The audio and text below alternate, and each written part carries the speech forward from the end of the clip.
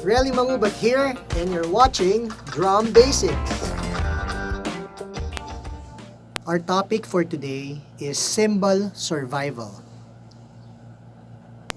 Hi guys, today we're going to touch or talk about a little bit more about our cymbals and how to make it last longer.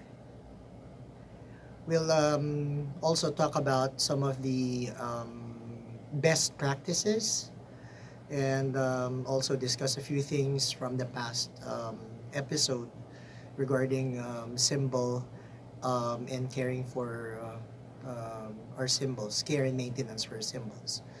So let's start and begin with our topic today.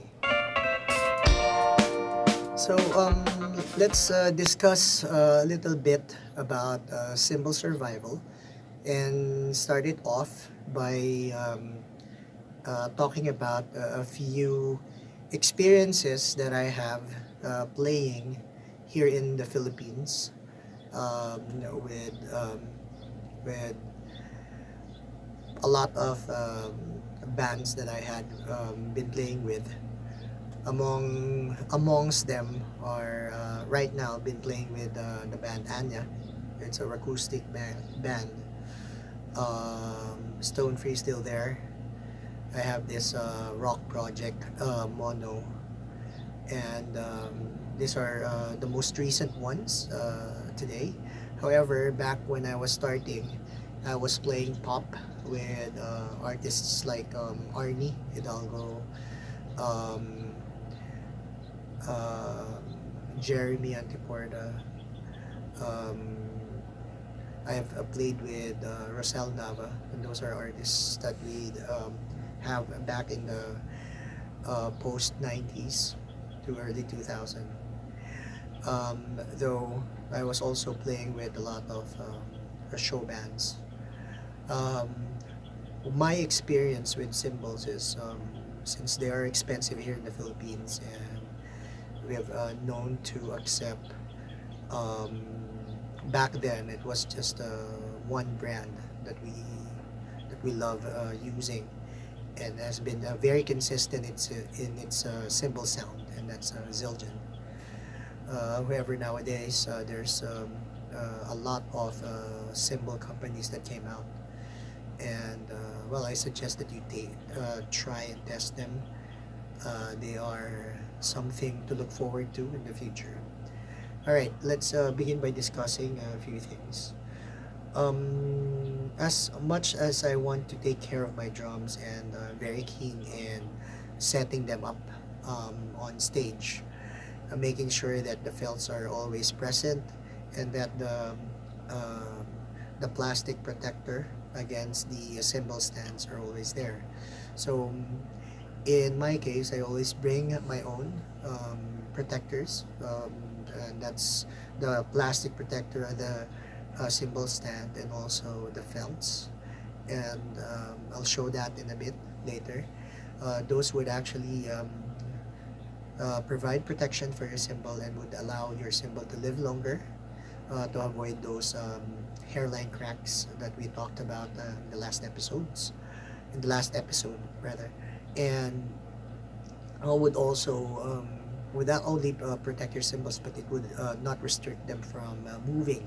So you can play accents, you can also play notes against it, right? So there's a lot of drummers, especially those who just started playing the drums, who are not aware that cymbals are also like drums. They're still percussion instruments, and you can make them sound. You can make music art, using them. So in the earlier days, just to discuss a little bit, cymbals are from bells and gongs. They were created and hammered and die cast from gong metals, right? And gongs are very cultural. You can have them, or you could actually research their origins. But if you would notice, they would be tied up to cultural um, uh, beginnings, or should I say, cultural roots, and that led to what we're using right now, the symbols. So here, um, just to discuss the topic a little bit, let's talk about those protectors first, symbol protectors, and then we'll jump into discussing how to um, protect your symbols and make them survive your playing. If it's an intense playing that you are doing every night or every gig, it's best that you know these best practices so that you don't have to um, worry less about cracking your cymbals when you do it. Just enjoy your playing and loving the music while you do it. So let's I'll show you those three protectors for your cymbals in a bit. All right. So here are the things that I wanted to share. Well, typical protectors that we have for our cymbals are the following. Okay, we have our trusted felts here. They come in different colors. Right now, these are the traditional colors: the gray one and the black one, and they come in different sizes. They come in thick and thin. Well, currently, right now I'm actually using the thinner ones. That for me, I could easily stack my cymbals with this one. With the thicker ones, you won't be able to stack your cymbals anymore. So just to discuss the cymbal stacking is two cymbals sitting together and then held by a cymbal stand and is being protected and clamped by either a wing nut, this one, okay, the traditional one, or the new and improved quick release. This is a cymbal accessory by PDH, but this would have a hard felt here already that's already built in, and it's a quick release um, protector, so your cymbal won't fall off the stand. So you just have to press it. And credits to my brother Reggie for buying this for me from Canada. So this is something that you can order online, or they are selling it locally. You can check them in Facebook. Okay, so this is actually something that you'd be able to use, right, for quick setting up and packing up with your cymbals. And the most important thing is this. Right, this is the plastic that holds up the cymbals, and what it does is this part here protects your cymbals from hitting the steel part of the stand. So without this, your cymbal will be scratched by the metal part of the stand. So this one, they're selling this all around music stores, and it's a hard plastic, okay, so it won't damage your cymbal. And this holds your felt. You can see, I'll demonstrate it. Put the felt there. This one is actually sitting on the stand. There's a hole there. There's my name on it, so I won't lose it. Though this would actually sit on the stand. Your cymbal sits here, and then you sandwich it with another felt, or either a wing nut would actually hold it, or your trusty quick release lock there. So these are the very instrumental devices that would protect your cymbals from cracking, especially if the cracks would coming from the hole of the cymbal. Right, these are the ones that protects them from happening. Okay. All right. So let's begin discussing how we could do a little bit of survival for your cymbals. Okay. I'm back. All right, so our model for today is my favorite crash cymbal. And this is the COD. It's a Zildjian Oriental Crash of Doom.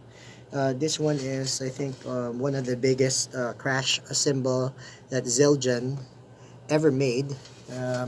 This is the Gen 1, Series 1 of this cymbal. I think they are selling it right now with two sizes, but it's different already. This particular cymbal is special, the Gen 1, because it's somewhat corrugated, like this. So it's not really a straight cymbal, right? The corrugation gives this particular cymbal the unique sound that it produces. Besides, it's an hand-hammered cymbal. The corrugation gives that extra lightning feel, or the sound is really trashy. Should I say? The funny thing is, I use this since it has a really big bell. I use this as a ride cymbal as well.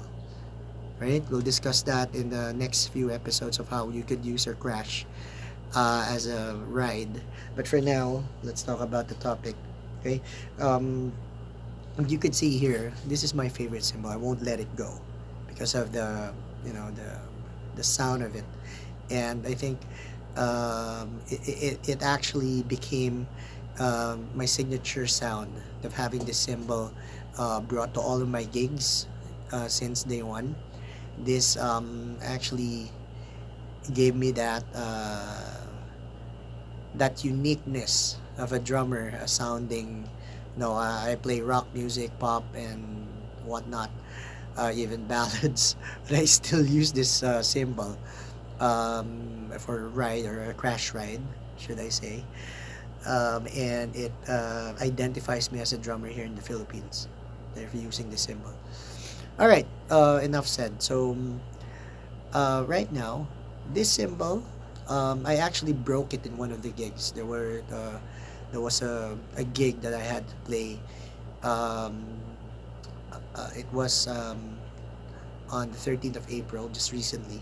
I have this cymbal since way back, I think early 2000, right, when it came out, and I cracked it. I was too keen in checking all my cymbals for hairline cracks, but I missed one. So what happened was, you can see it here on this side. There is a crack when I got home, and it was just not a hairline crack, because since I didn't notice that the crack was there, I still played my intense ways of hitting the cymbals, and the crack just went longer. So you can see here it's longer, right? And when that happened, definitely I was really sad, and I was having a hard time letting go of the cymbals. And at that time, I remember me going to the music stores here in Manila to check for a replacement of the cymbals of this particular cymbal. So I check. I actually got a hold of the new version of this cymbal, the Crash of Doom 2019. However, Zildjian changed it. It was not as trashy as before. It's not corrugated.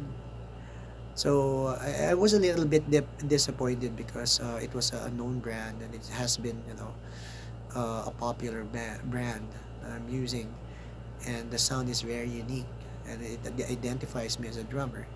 And seeing it changed disappointed me a bit. So instead of buying that, there's two sizes now. I think they're selling it for an 18-inch and a 20. and 22, I think. So, but technically, it's a different cymbal now. Like before, this Gen 1 is really something. So I tried other cymbals. I'm currently using Zildjian right now, and I'm fond of it. So I've checked some of the crash rides. I even consulted one of my friends here, and it's also an endorser for Zildjian. That's Mr. Sandy Bailong, who plays for known artists here in Manila. Um, I'm very fond of crash rides, and I think that's something that would, probably replace this. However, when I'm checking, the closest that I could actually, buy is the K crash ride. That's about it. So the closest sound to the crash of doom. But I decided to do something else, right? So let's go back and see this crack here. You can see the crack there in this picture here. Okay, that crack was now repaired. So I'm gonna show it to you. This one. You see? So technically, what happened was a friend of mine suggested um, cymbal repair shop here in Manila that sharpens the edge to remove those hairline cracks, right?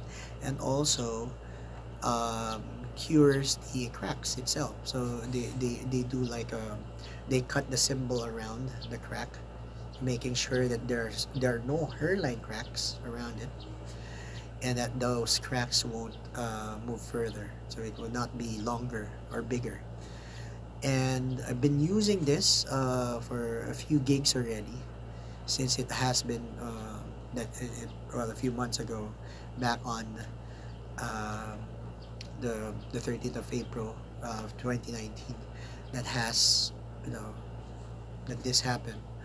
I've been using it since, and it never cracked again, right? Even this part that it was repaired, there's no cracks or whatnot. And the good thing is, there was a slight change of sound when the repair happened. However, the character of the cymbals is still there. So if like for me, for instance, I am um, identified with this sound, one of my bass buddies, or the bass player buddies that I have, that is prominent here in Manila, told me that he knows that I am the one playing the drums, or I'm on the kit, if he hears that trashy ride cymbal that I have.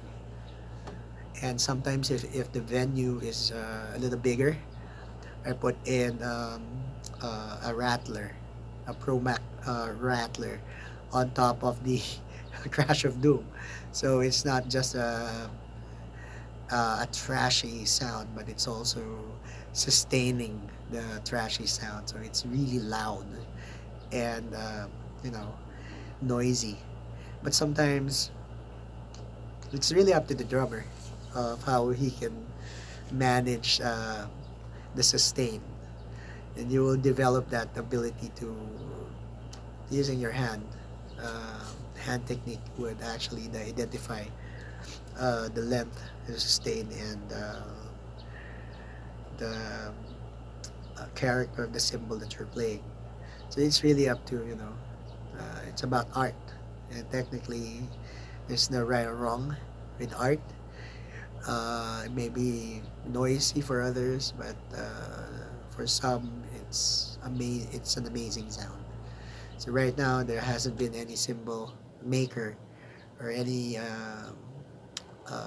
companies or cymbal companies that tries to experiment on that particular sound, because they're still more traditional, and they want their cymbals to be more musical. Great. This particular cymbal sound that I have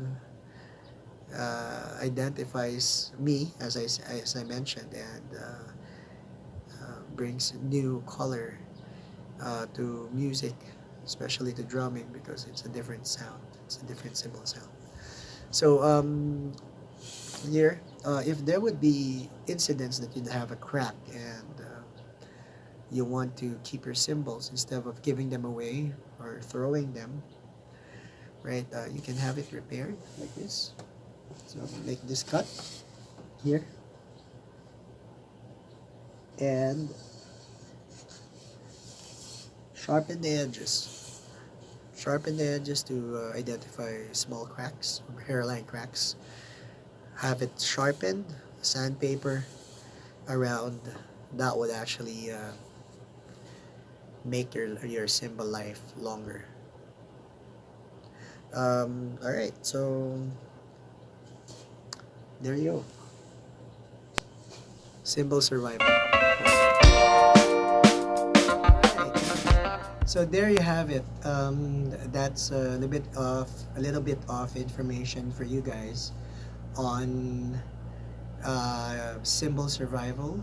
I hope that this would allow you to discover things of how you could repair your cymbals and use them longer. Okay. This would also save you a lot of money. Here in the Philippines, cymbals are very expensive, and if you really love your cymbals the way I do, cymbals that would identify you as a drummer, right? Would identify your own sound. Keep them. Make them live longer. Have them repaired. Love them. And a teacher once said to me, and you know who you are, told me that the drums is this is a quote that I'm sharing to you guys from my master, my guru. So the drums is a very honest relationship. The one that you have with your instrument, with your drums, is a very honest relationship. Why did I say that? Because whatever effort that you put in making your sound or making your drums sound good, the effort is rewarded back evenly. So just to elaborate, if I play really good, let's say groove, and I'm putting my heart, my skills, my art into it, for every detail, time, notes, I'm applying dynamics, I'm applying technique, I'm putting all the efforts that I am on that particular groove, and it's just a 4 note pattern. Let's say it's a 4/4 bar. It's a 4/4 4/4 time signature in a bar, and you're putting everything into it, all your talent, your knowledge about drumming, right? Believe me, the sound that you'll be producing is so honest that it rewards you back. You get known for it. So I think that's what my master or my teacher told me, that we need to put in much effort to what we're doing for our drums, putting the right notes, tuning it, taking care of the instrument. That's the honest relationship that I'm talking about. So as honest as it gets, the more reward that you get back. Right? Think about that. Okay? So again, this is Relly Mangubat. You're watching Drum Basics. Bye for now.